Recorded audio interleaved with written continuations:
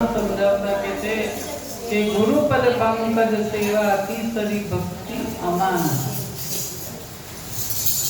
સગળી જીવાત્મા ઉપર જ્યારે ગુરુની કૃપા ઉતરતી નથી ત્યાં સુધી તેનું કલ્યાણ થતું નથી। ગોસ્વામી તુલસીદાસ પણ ગુરુ કૃપા મેળવવા ગુરુ ચાવી બતાવી છે। ગુરુને મેળવવા માટે ગુરુની સેવા કરવાની।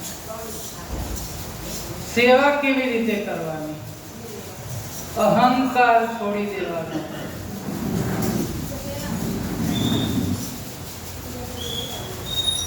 જ્યાં સુધી હૈયામાંથી અહંકાર જતો નથી ને ત્યાં સુધી જ્ઞાન ટકતું નથી। હું જ બહુ કરું છું, હું જ બહુ જાપ કરું છું, મારા જેવા જાપ કોઈ ના કરે, હું જ સેવા કરું છું। કદાચ કરો તો કોઈ કહેવાની જરૂર નથી, ઉપર ચોપડા લખાય જ છે ચોપડા। ત્યાં જઈને તમને પૂછશે જ નહીં, ત્યાં બધું જમા થયેલું જ છે। ત્યાં બેલેન્સ આપણું જમા થાય છે।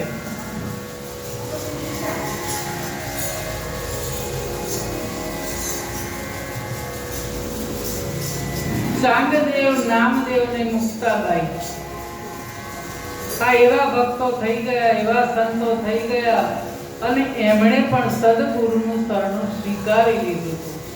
એટલા મોટા જ્ઞાની હતા ને તો સત્તા દરેકને સદગુરુ અને ચાંગદેવજી ઉપાસના કરે, સમર્થ જ્ઞાનનું અભિમાન। સિદ્ધિ પ્રાપ્ત થાય ને ત્યારે સિદ્ધિ પ્રાપ્ત થાય ને એટલે આપણે બોલીએ બધું જ થાય। 12 વર્ષ સુધી જો એકનો એક મંત્ર જાપ કરો ને તો એ સિદ્ધ થઈ જાય અને સિદ્ધ થાય પછી તમે ધારો તે કરી શકો। પછી ભુવા જોડે જવાની જરૂર ના પડે, દાણા નાખવાની જરૂર ના પડે।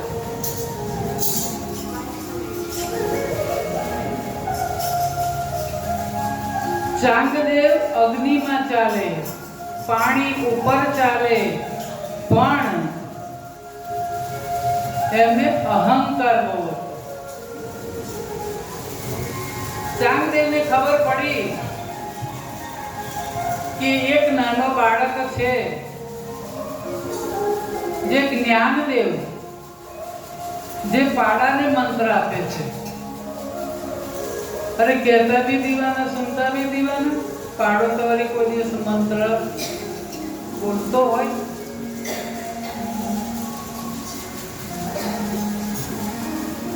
જાવ એને અહીં બોલાવો। કોઈએ સલાહ આપી, એટલો મોટો જ્ઞાની છે, આપણે એને અહીંયા ના બોલાવાય, આપણે સામે જવું પડે। પાણી પીવું હોય તો માટલા સુધી તો જવું જ પડે। અહીં બેઠા બેઠા બે પાણી આવી જાય તો આવે ના આવે?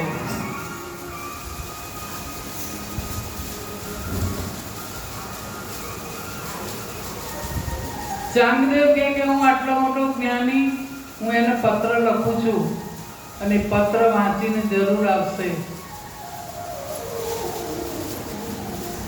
પત્ર લખવા બેઠો પણ હું એટલો નાનો માણસ છે, 13 વર્ષનો છોકરો, એને હું પત્ર લખું? હજુ એટલો ઘમંડ। પણ જો એ કોરો કાગળ લઈને મોકલું ને સમજી જાય ને તો સાચો જ્ઞાની માનો।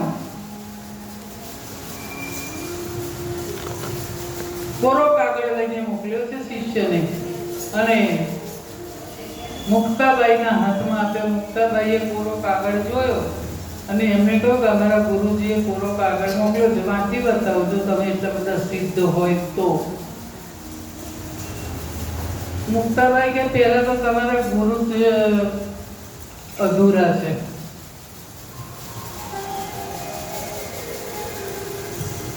કોરો કાગળ મોકલ્યો અને આટલું અભિમાન?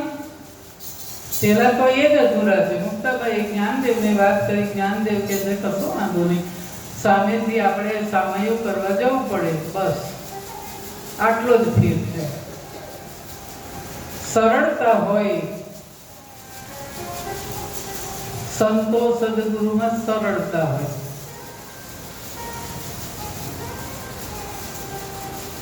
જ્ઞાનદેવ જે ઓટલા પર બેઠા હતા ને એ ઓટલાને જ કહ્યું કે ચાલ આપણે ગુરુજીના સામયું કરવા જવાનું છે. એ જડ કહેવાય ઓટલો, તો પણ ચાલવા માંડ્યો. અને એ જોઈને ચાંગદેવ વિચારમાં પડી ગયા કે જો જડ એનું માનતો હોય આવો, તો એ કેટલો જ્ઞાનીને કેટલો સિદ્ધિ પ્રાપ્ત કરી હશે. આજથી હું તમને મારા ગુરુ બનાવું છું. ફક્ત 13 વર્ષના જ્ઞાનદેવ. હું તમારો ગુરુ ના બની શકું, હું તો હજુ બહુ નાનો કહેવાઉં. એમણે મુક્તાબાઈને કરાવ્યા ગુરુ કે અમને કરો તમે. અને ત્યારે મુક્તાબાઈના ચરણોમાં બેસી અને ચાંગદેવે એમનું અભિમાન ઉતરી ગયું અને બોલ્યા છે કે શરણે રહી જાઓ